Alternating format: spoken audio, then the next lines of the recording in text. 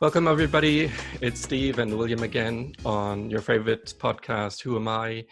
And today we're going to speak on another topic that is a big topic in mental health and goes along a lot with the last episode on depression.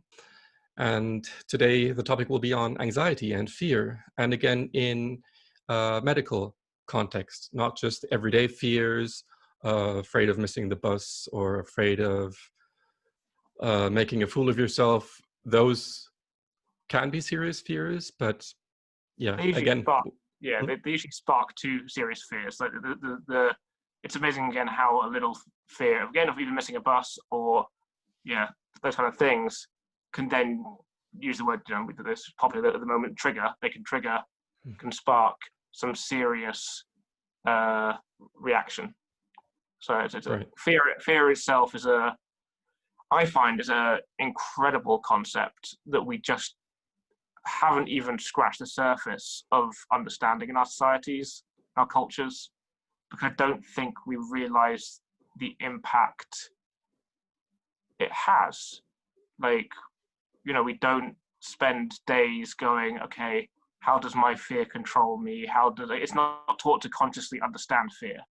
It is now slowly getting that way because of how obvious it can be now with everyone really struggling with anxiety, I guess we could probably start with talking about personal experiences, maybe. Yeah, definitely.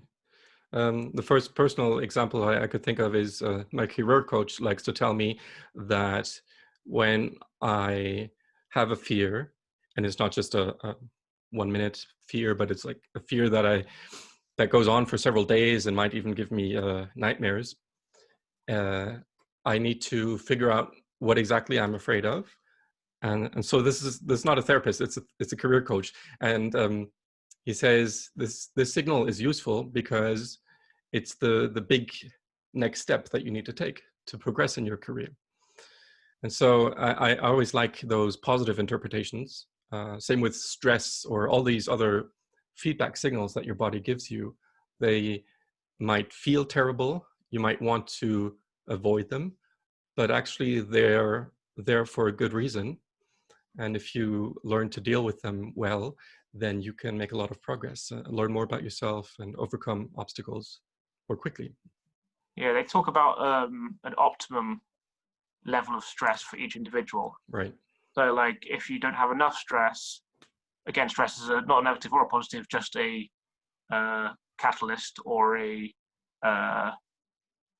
feeling, then if you don't have enough of that, you don't do anything. You just kind of become idle, or you don't have the motivation to push you because you're not either worrying about it or thinking about it. But then you get to the point where, okay, that's enough, that's a good amount, and you become quite productive. You can become very productive in it, pushing you, and as you say, turning it into a sort of a positive scenario. And then you have the next stage, which is horrific and horrible, and that's where it becomes like the fear and anxiety takes over, and it's so much stress that your body and mind will explode, implode, and all sorts of difficult physical, mental health stuff happens. Yeah. I remember using words like feeling petrified, like when I was writing academic stuff, and I would think ahead to the reviewing process. So there will be three anonymous reviewers who will not grade what I'm writing, but write a feedback. Oh yeah, actual grading, if you think about it, giving me points from 1 to 5, I think it was. And just thinking of the prospect of being denied or just evaluated in general was too much for me at a certain time, and would get me totally tensed up and not being able to be creative, to even be optimistic, hope for this to work out, or to be able to deal with the disappointment when it doesn't, because in academia you just keep trying until some conference or magazine accepts your paper or article.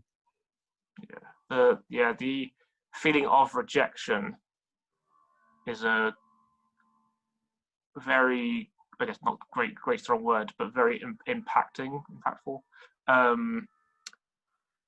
thing when it comes to anxiety. Like, and very common, right?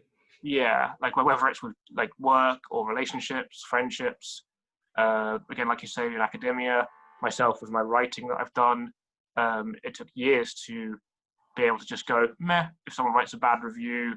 And by bad review, I mean like a non-constructive. Because again, reviews that are constructive and tell me that my work is bad or not as good as it could be, that's helpful, that's beneficial. But just if someone's being a troll or being insensitive and being cruel, then it's very harsh not to take it personally. It's amazing how you can have 1,000 different people say something's amazing and good, and all it takes is one person to just ruin all that because for some reason, we focus and put more effort and energy on trying to please everyone, and therefore, if one person isn't pleased or happy or enjoy a scenario, it makes us crumble.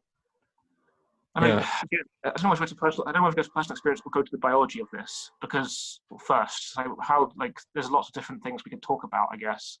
And in my head, I'm like, well, we should probably go back to fight and flight concepts. I mean, I'm sure you probably know a bit about that, or quite a lot about that at all. Fight, flight, or freeze, right? Okay, yes, that's a good. Yeah, see, yeah, there we go. Because freeze is what I just described. Feeling petrified, not being able to do anything. But yeah, before therapists came up with freeze, there was only fight or flight. I think they just bracketed freeze in flight because sure, it's a mental runaway rather than a physical runaway, I guess. Yeah. But it's good to break that out and have it as a third. I like that. I never actually really thought of that before. That's good. But did you want to get into the physical side? Because that's also obvious. Yeah, let's do that. Yeah. So some scientists relate this problem back to times when man had to decide whether he would fight the wild animal head on, hunt, or flee. And we don't have to go back to whatever Stone Ages or so to make sense of this. We have challenges all the time. So if I'm interested in a girl and she's surrounded with all her girlfriends, I will not feel comfortable approaching her and trying to build a friendship and make a contact. And so I would rather flee when I see her in that protected surrounding. But when she's on her own, it's more like an innocent lamb who can be hunted by a lion or whatever.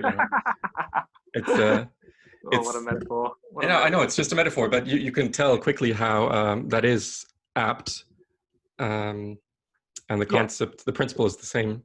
Yes, the biological principle is the same, where you are putting yourself in an uncomfortable environment, depending on, again, if there is a feeling of threat, again, by the lots of people, or lack of threat by there just being one person. In the past, in hunter-gatherer times, it was required to make that snap decision. If you spend too much time thinking about it, you're likely gonna die.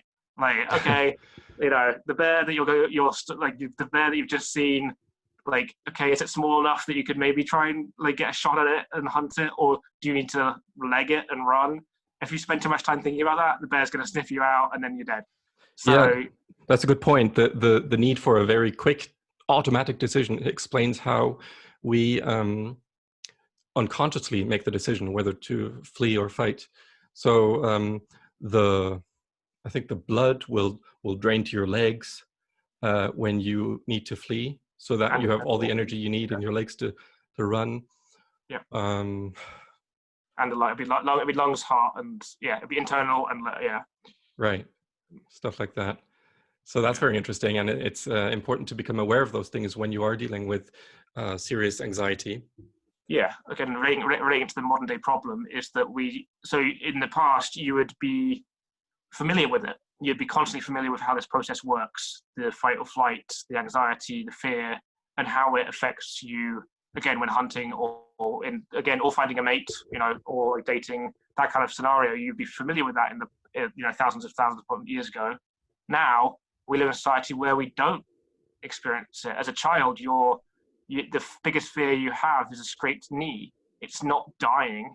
Like, it's not the threat of a wild beast or another tribe coming and killing you. That's not there. Whereas in the past it would have been, and therefore, even not that long ago, even 1,000 years ago, people were still, the Dark Ages and stuff. You still had that threat of a lot of threats around, and you would experience it enough that perhaps, didn't affect society the way it does now. I don't think. Again, I wasn't there, so I don't know. But I just think it's a major problem now, because as you get older, I guess, you experience certain fears, and you have a choice.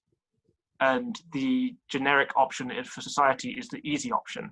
We're always promoted to be comfort, blankets, soft, cuddly, and that is good at times. It's not wrong.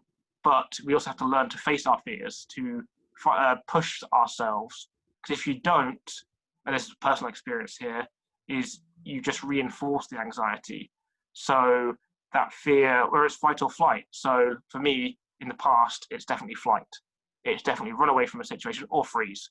It's definitely, I don't like this, I shouldn't have to deal with this, run away. But then over time, your brain connects all the different patterns, and any situation you don't like, you run away from.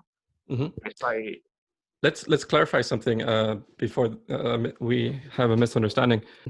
When you say fight and use it in a modern context, are you saying that you face your fear and you work to overcome the obstacle, or does it mean you are trying to eliminate the source of the fear?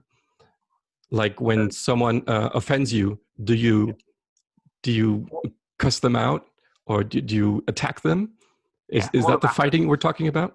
Yeah, that's the more like I guess the aggression fighting, coming from the primitive reaction of, again, a physical and emotional and mental, I guess, projection of the self to eliminate the threat in an aggressive fighting way. So whether that is shouting a situation down, because again, you see it in relationships, you see it in couples where one person is upset by something, and again, if they storm off or they start shouting the other person down, like that is a prime example of how it works.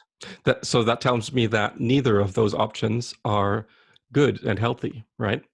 Not in that context. No. What would be a healthy reaction for today's society? Is actually thinking about it.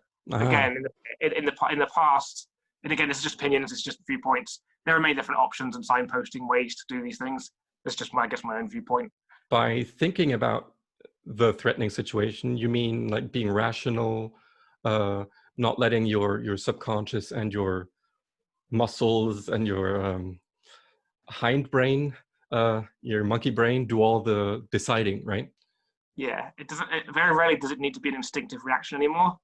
Like, there's very rare situations that you need to run away or to be aggressive. We can just process it and think, how does this, like, which choice do I need to make?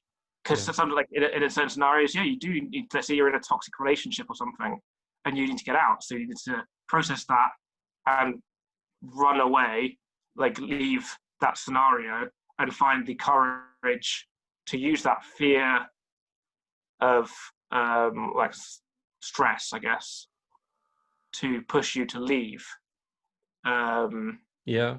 I would say in a toxic relationship, fleeing is avoiding any confrontation with your partner and just accepting it the way it is. And fighting would be fighting with your partner and just trying to be in the right all of the time. And then obviously there are different interpretations for fight and flight. It's very complex, isn't it? As you say, the interpretations and the context happen dramatically. I'm just trying to use the little experience I have to put myself in that situation. And then the rational thing would be, okay, why are we in this mess? Thinking for yourself, because often if you've gotten this far in a bad relationship, then talking about it will not be a viable option. If it is, then great. But Yeah. often I guess, yeah, there's no mutual agreement you can come to. yeah. So just came to my brain there. I think someone once asked me what's the opposite of fear, Hmm. and like I think, and I was like, oh no, what was the opposite of? Is it hope and faith? Oh, I'm getting this wrong. Hang on a second. So the first word that comes to my mind is courage, like the Yeah. lion in Oh, yeah. Dorothy. Yeah. And like this, like so the opposite. Yeah. So opposite of. Sorry, I'm getting myself confused because there's despair and there's hope. Right. And there's fear and courage. So yeah. Yeah. And I think that those things get mixed up a few times. So like if you're trying to be hopeful for a situation, I guess fear can override that and despair can take place. Can you make an example? If you get disappointed or something. Well, let's say books, again, personal experience. Uh-huh. Let's say I hope to become, earn enough money from writing that I can live off that, and then keep hoping for it. And every time an agent replies, my hope is so high, I get disappointed, and then it just goes to absolute despair. And what's the point? And I'm never going to be able to achieve this. I'm a loser. Blah blah blah blah. All those kind of like fearful thoughts, I guess. And then that leads to the anxiety then, because then every time you get an email, you're constantly then on edge. Mm-hmm. Like I guess with your academic stuff, I'd probably where it's like, because you're thinking about that negative, you're already ready you're already in that mindset of having anxiety, I guess. Yeah, on edge is a good way to put it. It's like there is only extreme. So the result is either extremely good or extremely bad. And that sounds a lot like black and white thinking. Have you heard of that term? Yeah. In psychology, when there's no gray, there's no compromise, there's no in between, all or nothing. And that is not healthy because, yeah, it's like fight or flight. Either you get what you set out to do perfectly, or you just lay off entirely. Yeah. And so that is a pretty unhealthy way to live. Yeah. It's using them as it's trying to, again, it's lots of like CBT out there, like cognitive behavioral therapy, lots of therapies, lots of like meditation, mindfulness, all these different things try to help us as individuals harness, I guess, the power of fear, the power of the mind, in a specific anxiety situation we're talking about, where when you start to be afraid of something, you're able to, as you say, consciously decide what choice to make, I guess. So what is it like when you cannot get in control of the situation consciously? What is it? Can you describe that feeling? If you want the extreme side of that, it's death. You feel like you're going to die. So like panic attack. So if you're having an absolute panic attack and fear. So again, I guess even though we talked about personal experience at the start and I didn't really cover it too much. I guess now, linking that to now with personal experience, so in 2010, when the health stuff first kicked in, I was basically so fatigued and I guess exhausted that all sorts of chemicals were kicking off inside my body and brain, and panic attacks were the most obvious scenario that was happening. And I got to the point where I had no idea what was going on. Like no one was really saying, this is what it is. This is how you deal with it. This is, what's going on. I generally thought I was dying. Like I literally heart, tensed, chest tensed. I was hypoventilating, and I only found out that term a few years ago, where instead of hyperventilating, I would hypoventilate, and my arms would get pins and needles and then go numb. I couldn't feel my face, my legs would go numb, and it's just all these things would perpetuate the fear. It's like what's going on? Like it spirals out of control because you have no anchor to hold on to and figure out what's going on. And you feel like, okay, this is it. I'm done. Like whatever's happening, my body is going to die. And then you either, I guess, in certain situations pass out, and then your body figures itself out, starts breathing again, or you distract yourself. That became the main thing that I do now and have done in the past is comedy. Like, I just shove on something that's stupid and funny when I feel these things happening, and I focus on that, and it takes away the conscious, because you start to consciously focus on your breathing and then you get it all wrong. And for me anyway, again, it's my way of doing things. And if I find something that distracts, then my body will just do it itself. Eventually it will regulate itself. Some people need meditation and mindfulness to actually focus on their breathing, figure it out and get it back to normal. Whereas I need the opposite. I need to be able to not think about it and let it just do its thing. Yeah, I can't say I've been in that bad of a situation with a panic attack. But one particular time I was out of control. I mean, I didn't have all those physical experiences, but I just didn't know what was going to happen the next minute. I didn't know what was the point of everything, basically. And so I called someone, and he said he would visit me the next day and talk things over, and just told me that it's not as bad as you think. Yes. And just hearing that was like, I know you're wrong, but I guess it helps to just imagine that what you're saying is right.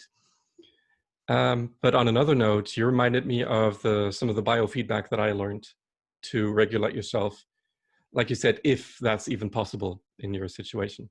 Yeah. And so I would sweat and maybe hyperventilate, but definitely tense up in my shoulders, in my back, because that is what you do. You exhaust energy. You're ready to fight, I guess, or you are just in an emergency situation. Yeah. And then when your brain notices those signals, those physical signals, conscious or not, it starts to believe the threat even more strongly. Yeah. And that is a perpetuating cycle or reinforcing cycle. And so, yeah, breathing is a very common, very popular way of breaking the cycle, because hyperventilating is giving your brain and your muscles and your organs more oxygen than they would need in a quiet situation. Yeah. And then, so slowing down your breathing will tell your body, no, you don't need all this oxygen, because you're actually not in a dangerous situation. Yeah. So sometimes you have to go from the outside in, which is very unintuitive for me, since I'm a very theoretical person.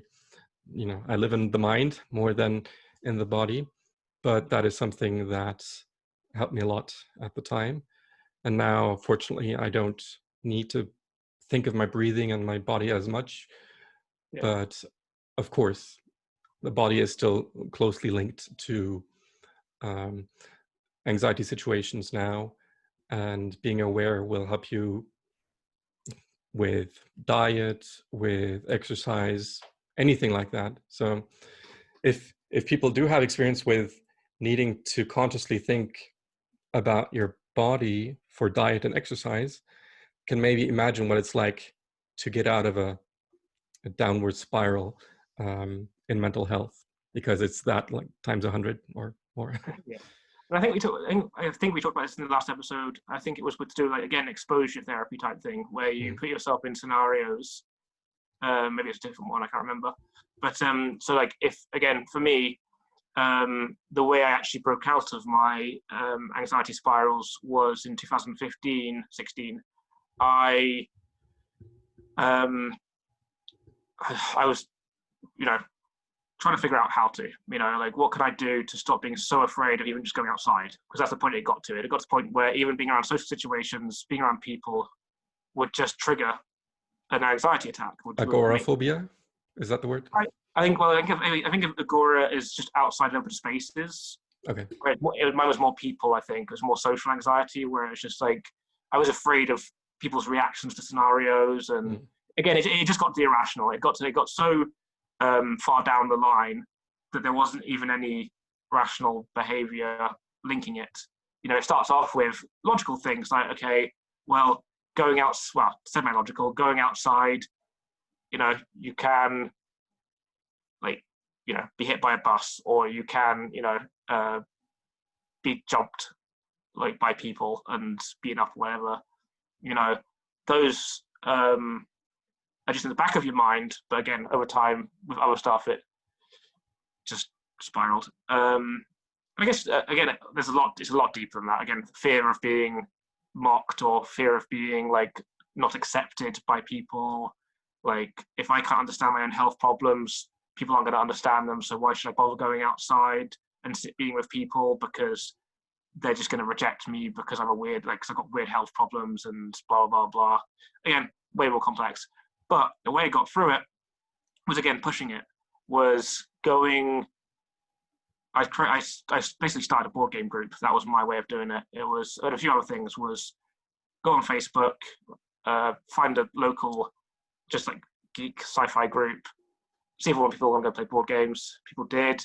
And then over the course of months of panic attacks, months of trauma almost, but positive. So it was like, I'd go along, I would absolutely be terrified of the situation. So I'd sit in the cafe, just me and a few other people, and basically feeling the adrenaline pump around me, making sure I was breathing, chatting away, trying to focus on being okay and not, like, having a freak out. But sometimes I did, and sometimes I said to them, look, I'm having a difficult time, I need to go home now. And they were amazing. People generally are incredible. When we forget and don't give them enough credit, that actually 90% of people are actually amazing and lovely and kind. And so, they go, okay, cool, just take care of yourself, or do you need a lift home, or blah, blah. And over the course of a few months, years, the confidence that I have now is incredible, the difference. And that's because step by step, baby step, little by little, in my own time, in my own way, made sure I focused on the success. So instead of when let's say halfway through the evening at a board games night, I felt too much anxiety, it was becoming too much, I tried sticking with it, but I had to go home. I wouldn't focus on I have to go home. I would focus on well done, you were amazing, you made it out for half a night. This is way more than you could do 6 months ago or whatever. This is incredible. You're fantastic. All these positive reinforcements. And yeah, over time, those positive reinforcements make it now that I can, like, at the games group, new people turn up. I'm like, hey, how's it going? I'm Stephen. I kind of run this a little bit, blah, blah. Do you want me to introduce to people? What games do you like? And just have that confidence. Because in the past, I could not talk, like, people had to almost approach me. And if I did approach others, I would be absolutely terrified. Now, it's fine, but that's taken years of practice and experience. And pushing, which is why I think that a lot of people struggle with it, because all it takes is a couple of times of relapse, I guess, and you're back to square one. And that's why it's so difficult. That's why the anxiety is such a big thing. Sounds like you're in charge of the board game group now. Yeah, like, luckily it runs itself now. It does just run itself, but it does need someone to kind of just monitor a few things. And yeah, that's what I've taken on that responsibility. Isn't it crazy though that, I don't know, 10 years ago, you were confident and able to go to meetings, groups, dances even, I think? Yeah. And then, yeah. no, yeah, 10 years ago I could do that. Then bam, anxieties kick in, couldn't do those things anymore. And then, like, almost had to completely relearn. Yeah. Social. That's so tough for me. Just trying to remember, like, who was I? Because it's so easy to identify with the anxiety and think that is me. But Yes. no, I used to be very different. I used to be very confident and comfortable. And so I want to get back there. I don't want to be exactly the same way I was. But I want to get some things back. And so I think it's a challenge, but very important to me to not become angry at the regression, at the loss of a lot of these things, and the patience necessary to get back there.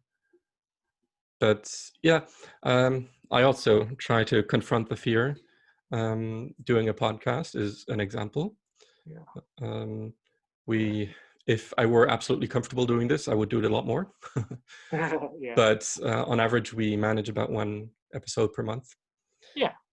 And then traveling. I used to be very afraid of losing my way, public transport, just orientation in general. I used to be bad at it and just very inexperienced. But then I just, in the last 5 years or so, I just kept challenging myself, going to a new country without knowing a word of the language, without having any of the currency, just Wow. booking the flights and the hostel room, and then figuring things out whenever else. Because if I would overthink it, I would never go through with it.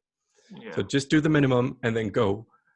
And then maybe make some screenshots of important parts of the map in the airport when it's too late to go back anyway.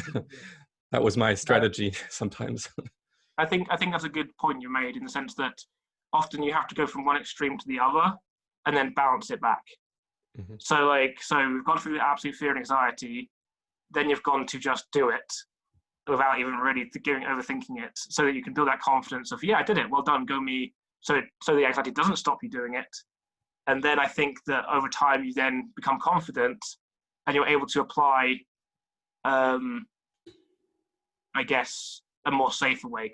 Because, sometimes it does require a little bit of like checking, like, but then actually, having said that, I quite enjoy the just going and doing without even like checking things. Like my friend of mine, she's in the overthinking stage sometimes a lot of her life, and whereas I've gone through that, gone to the just don't think about things and do, and then trying to find a balance.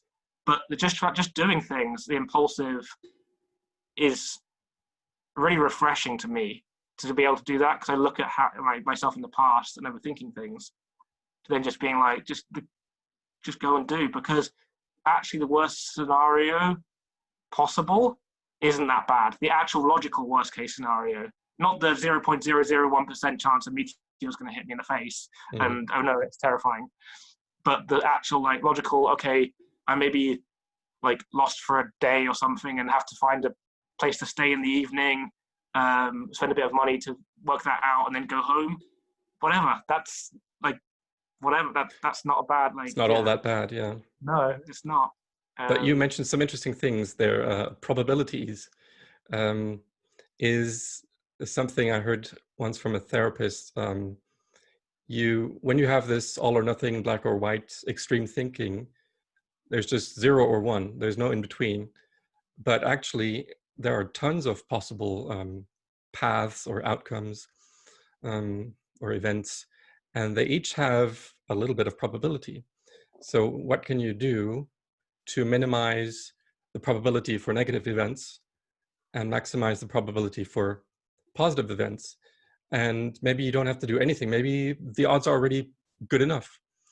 Yeah. But yeah, I think, obviously this isn't very natural thinking. I think a lot of this is unconscious when, yes, we do have many possibilities in mind and have a rough estimate of their probabilities. We're not all mathematicians, so we don't work that way every day. But I think there's something similar to that in our unconscious mind. So that is a lot more healthy and rational than just that tiny percentage of a disaster, and the rest is all good. I once missed a flight from London back home to Germany, and because it was EasyJet and I didn't want to wait around and I thought I could push it, and apparently I pushed it too far, or they were suddenly on time, which was very unusual. Anyway, I had stayed a few nights with a friend in London, and then I missed my flight, and so I started to panic.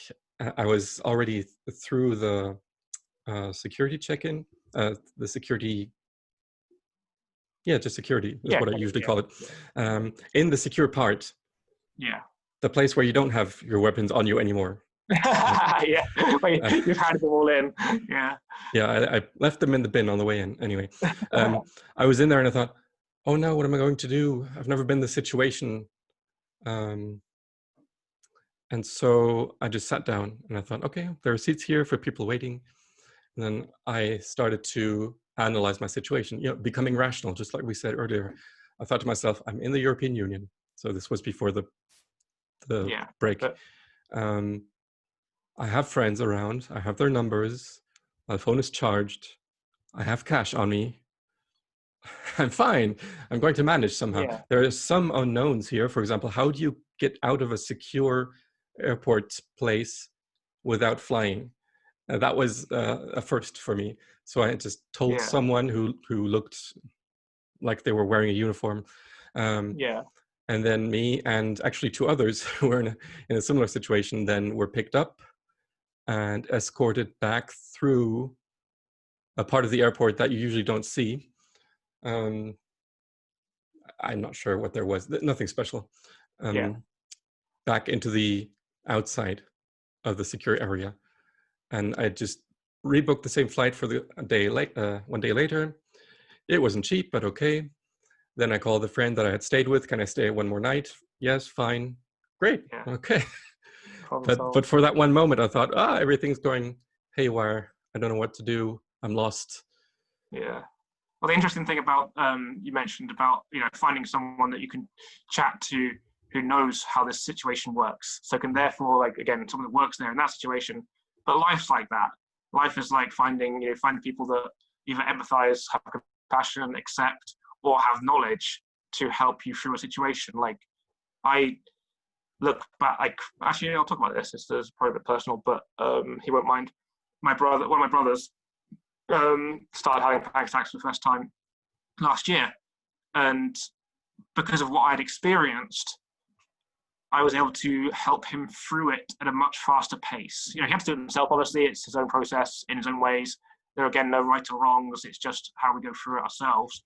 But you can be guided. Someone can hold your hand. Someone can teach you different signposting ways, distraction, breathing, point you towards yoga, meditation, all that kind of stuff, which I did. And I'm glad that the hell that I went through was able to help him, because if he hadn't have had that, it would have taken him years and years and years, like it took me years and years and years. And he was in a much more difficult situation. He had 5 kids and other stuff going on, where he needed to get through it as quickly as possible, where he didn't, it wasn't as, there's more consequences to the situation than when I was going through it. It was still hell for me, but it was just me. It affected the family a little bit, well, actually quite a lot at different times, but it was my issue, and it didn't directly affect anyone else negatively. Whereas in that situation, when you've got 5 kids and your mental health is breaking down, then it's a very different scenario. And so, if anyone listening, or if you know anyone that's going through stuff, point them towards help, different scenarios, let them know that they're not alone. There are people out here that are going through the exact same thing, who can, again, not teach us in a patronizing way, but just share experiences, right? And hopefully those experiences will be of some benefit, I guess. I think you need to be careful because a mentally ill person might not want help. They might even be in the denial stage where they don't see that they need help. Yes. And they think they're strong enough, they can make it, just give them more time, more resources, whatever. And so you can actually make the situation worse when you are I'm just trying to help, but no, whatever you're doing, stop it, because it's just making things worse. So I've been in that situation. Very true. But maybe among siblings, it's easier. I don't know. But I guess it could be harder in various situations. But I like what you said about telling stories about your own experiences, and then the other person is free to apply that story to themselves or not. Yeah. That way you're not saying you should and you have to. And can't you see that you're just saying, no, I was once in a situation and I don't know if this relates to you at all. That's exactly. You're absolutely spot on. Like, just again, sharing experience. So the person can just be like, okay, I'll try that. Again, like I always say to people, there's no right or wrong path in these scenarios. It's just whatever works for you as an individual. And it's learning as many things. Are you frozen? Are you okay? Yeah, I'm back. That lag there a bit. It does that Okay, sometimes. cool. Okay, and it's making sure that there are as many options available to that individual that they can pick and choose from, which works for them. And they might find something new. They might find something that works for them that like myself or other people haven't thought of, and then can share that experience, and we add it to our repertoire. And like the board game group is a prime example of that, where people come and they say to me, they're like I've spent weeks and weeks and weeks wanting to come along to this, but I'm socially anxious and I'm scared, but I came along and this worked for me, and you and other people were so welcoming, and it was lovely, and you shared your experiences, and it's given me some more confidence, and now like I feel more confident to other people about this, and then they'll share their experience of what helped them, and it's like it's amazing how, again, a simple thing can help. Was that just from your perspective, or were you talking about other people going through the same process in that board game group? Sorry, other people. Like there are lots, if half, if not more, of people in the group, about 60 plus people, have mentioned that they suffer from struggle with some sort of either anxiety or depression or mental health related condition, whatever you want to call it, and the being able to come to a group that is no stress. The board game, you just have fun. You don't have to talk about anything. It's not like sit around and let's talk about our problems. It's let's just have some fun. Yeah. And then you become friends and share experiences and stuff. And such a simple thing. We always think there has to be some massive cure. We always think, not always, but often we think there must be one giant thing that can solve this situation. And often it's just the little things like that. Yeah, and opening up, telling things in confidence will come naturally if you do have that trust. Yeah. So that's really nice. I don't know if I've been in a group like that meets regularly, but your story reminds me of the last maybe half year of my time in Edinburgh. The people I have stayed in contact with the most, and that I had the closest connection with in Scotland, were those that connected with me towards the end of my time there, because we could speak about mental illness and obviously also other things. I didn't know that it could be fun to hang out with them. I just spent more time with, I don't know, other students, but then towards the end, other mentally ill people. And so it's really interesting how those friendships mean more to me now in retrospect, because we were just there for each other. We didn't have any cure. We just had empathy. Yeah. Wow. So it's really nice when you get that chance, like you were saying with your brother. Since I always like to end serious topics on a positive note, one of the positive things that comes from personal experience with mental illness is the ability to understand others better who are going through something similar, at least. Yeah. And maybe that person doesn't want your help for now, but some people will, and then really nice friendships can result from that. Yeah, the connections are beautiful. Like they are beautiful. Like I've got lifelong friends not because of, I mean, we would have probably been friends anyway, but stronger friendships because of our personalities, but also because, as you say, the empathy, the understanding, the compassion, the acceptance, the lack of judgment. It's just beautiful. It connects us, and it's the emotions, I guess, the emotions of caring for each other, and we need more of that in the world. Yeah, I imagine there's no other way than making your own experiences that way, to get that type of understanding for someone else. Yeah. So in a way, it's a gift. It's a terrible gift. Yes. But it does come with its upsides. once you're out, once you're through the worst of it, you know, that's when it becomes, you can turn it into both your armor and your weapon, as it were. Like, you can get through life so much better because you've gone through these experiences, and again, you can make stronger connections. I had someone just last night actually say to me while we're messaging, like, you're always so kind and caring, and I don't understand how you can be that way.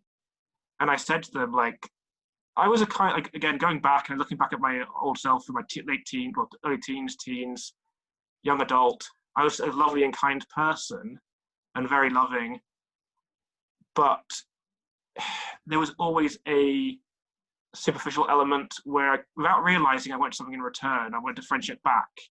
And so, you know, it was still good and it was still lovely, but, you know, there was a blah, blah. There was another selfish element to it. Then I go through the health stuff, and it was very easy to get angry because I couldn't be kind and loving and patient anymore because I was in pain and didn't have the time to go and be with people and all that kind of stuff, and could easily have become very bitter and angry. That was the easy option, and for a while did.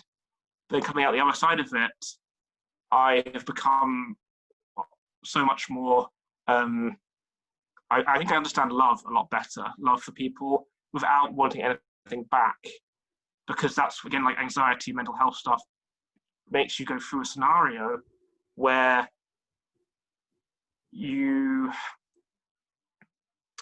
again, it's so much fear about things with, again, the anxiety, that you understand the opposite as well, somehow, more. So you, like, again, the fear, the courage, you understand courage more. You're sad, so you understand happiness more. Yeah. You're lonely, therefore you understand, like, love more. That kind of, again, I'm not explaining it very well, but that kind of scenario. And I've chosen to, over time, to focus on that. And now, if someone comes to me with problems and stuff, or just wanting a friendship, I don't expect things back the way I used to. Again, it wasn't conscious, it was like subconscious, just like, if someone treats me badly, I still love and adore them. I may not speak to them or whatever, but it's not it's a different kind of scenario. Again, I'm doing a terrible job explaining that. So do you have a better, a deeper understanding for other people's behavior, like anger? Yeah. I think again, it's seeing the person as a whole and the situation as a whole, and seeing that actually they're still a beautiful human being. They just have gone through different circumstances or dealing with different things at a different pace in their own time. And again, react differently. So again, my response in the past would have been like flight responses. Theirs is just fight, or it's just the same thing but a different way. Their anger is just from fear. You know, Star Wars scenario here, where, you know, Yoda senses much fear in Anakin. You know, that's the quote of, you know, fear leads to hatred, leads to anger, leads to dark side. And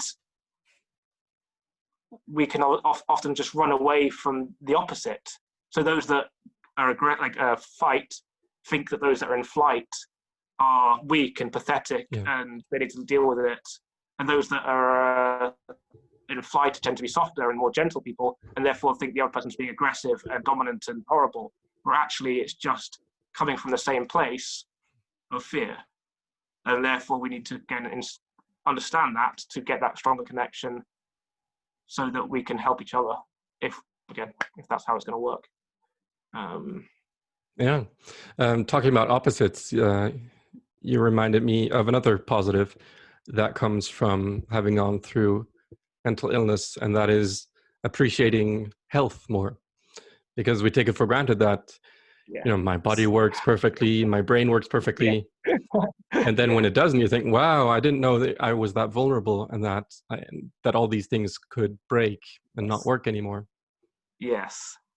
Again, and weirdly, it can turn you bitter and angry and resentful, or it can turn you into being compassionate, kind, and loving towards, again, ourselves, because that's really important. Like, when we go through, again, anxiety or health, physical, mental health difficulties, we can be so cruel to ourselves. We can be so mean and so punishing. Like, I should, again, another Star Wars quote here, but I should be all powerful. Like, I should be able to do these things. And like, sometimes we can't. And we have to be like, actually, you know what? We're still doing amazing. You know, we look at how much we do accomplish in such a short period of time. We live on this earth for anywhere between, you know, a few seconds to 100+ years. The earth's been around for millions of years. You know, in that small time, we do so much. We make so much connections. We make so much, like, just go through so much as an individual consciousness. And in such a short period of time that we should be, like, every day being like, wow, we're doing amazing with all these variables and external things that are just chaotic. And I'm like, I've only learned those things by going through the pain and the trauma and the bitterness at times, to come out the other end and be like, hey, it's okay. I love me and I love others more, and learn to be gentle with myself in ways that bring happiness. Because again, that's, you know, the Who Am I podcast and the Who Am I question. My goal is always to lead to happiness. How can I find a way to feel more at peace, more serene, more tranquil, and more happy with no matter what happens, no matter what situation happens in my life, whether it's negative, positive, whatever, that I'll still always be as happy as I can be. And I think that, going through these experiences actually teach us that, if that makes sense. Without them, I wouldn't be able to actually find the level of happiness and resilience that I want. Yeah, interesting. To close out, let me ask you, who do you think this episode applies to? We don't want to preach to people, but we do want to make people more aware of themselves and their surroundings. Can you think of other everyday situations that come about because of fear? So one example I have is procrastination. Okay. That's something that a lot of us experience, and that is a form of fear, or that is a result of fear, because if we can't do it perfectly, then we don't want to do it at all. That's often a cause for procrastination. Yeah. Okay. That's a self-handicap. You make a task, a very possible task, harder for yourself, so that you have an excuse afterwards when you didn't go at it. Because then you say, well, it was impossible. This and that was the case, and therefore it was the right thing for me not to try. Yeah. Whereas those were actually just constructs you made up yourself. That's deep. That is a very that's something I have to go away and process, because I really thought of it like that before, in the sense of that we sabotage it ourselves and rationalize it, give it parameters. So I came up with this question to show people that everyone is in some way affected. Yes, yeah, it's true. I was, as you asked the question, I was trying to think of specific situations where, students, for example, or teenagers at school, or teenagers going through, difficult times, or adults going through a breakup or whatever. But as you say, it's everyone. No matter what situation we go through, there are two things that are generally similar, and that is, as you say, the fear will be involved in it some way or another. Our thoughts and our feelings will be motivated in some way by a fear-related response. And two, I think, again, maybe this is another topic for another time, is grief. So often we're constantly going through a process of beginnings and endings and losses and gains. And we just shrug through them and don't process them well enough. And that gets caught up in our psyche and causes a lot of psychological and emotional struggles. And therefore grief tends to be underlying in us because we haven't let go of scenarios. And that can affect us emotionally. So a good question at the end there. Everyone could definitely benefit from learning more about fear and anxiety. I think so. Everyone has problems, and a huge portion of them are due to fear or other traumatic experiences in your past.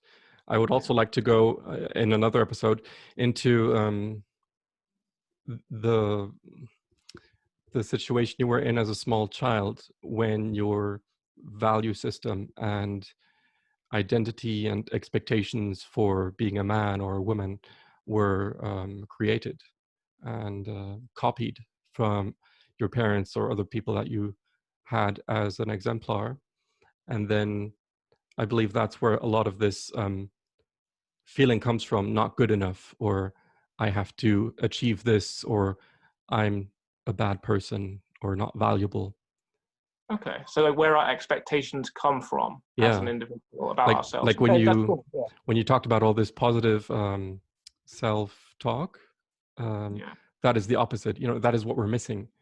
And so when should that have happened originally for us to have turned out perfectly healthy Yeah. Well, and loved and successful? yeah. Anyway, Yeah. just a thought. It doesn't have to No, be the next episode. no, that's brilliant. That's again, that's a very interesting topic. There's already thoughts are sparking in my head, so that's cool. Good. Good. Well, thank you. I look forward to finally publishing more on the podcast. It's we had a break there for a while, but we're back and we're still having fun at it. Yeah, we are. We're still just amateurs, but I hope we can in some way reach someone who needed to hear this or know someone who needs to hear it. That's I think the most rewarding part of doing this. So let us know on social media if you have any feedback. Let us know if you want us to discuss any certain topics. Any questions you might have. I would be interested to know what you would like us to discuss. Definitely. And you can always recommend people to interview as well, since I want to do more of that in the future. So come back soon. Until then, bye-bye. Bye.